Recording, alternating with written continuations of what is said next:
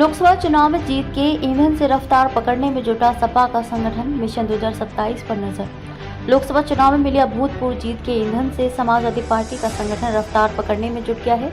जनता के मुद्दों पर प्रदर्शन संवाद की कवायद तेज हो चुकी है। वहीं आगे अभियान कार्यक्रमों एवं संवाद के जरिए संगठन की सक्रियता और बढ़ाने की तैयारी है।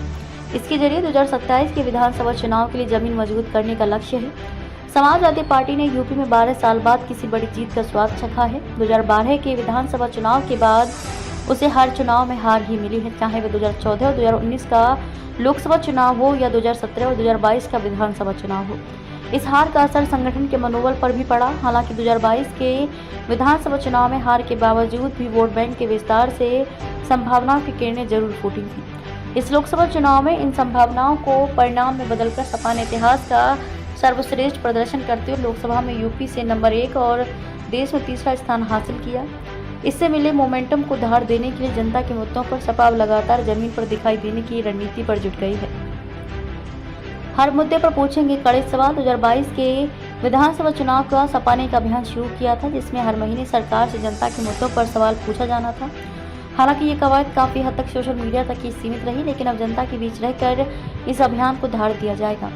नीट व पेपर लीक के मुद्दे पर सपा नेतृत्व जहां सदन से लेकर सार्वजनिक मंचों पर सवाल पूछ रहा है, वहीं पार्टी की यूथ विंग एवं छात्र सभा का सड़कों पर आक्रामक प्रदर्शन लगातार चल रहा है। प्रदेश में अलग अलग जगह हुई विभिन्न घटनाओं में भी सपा के नेताओं के प्रतिनिधिमंडल की नियमित पहुंच और मौजूदगी दिख रही है। सपा के एक वरिष्ठ नेता कहते हैं कि जनता के मुद्दे पर हम पहले भी सक्रिय थे, लेकिन आक्रामकता की कमी थी।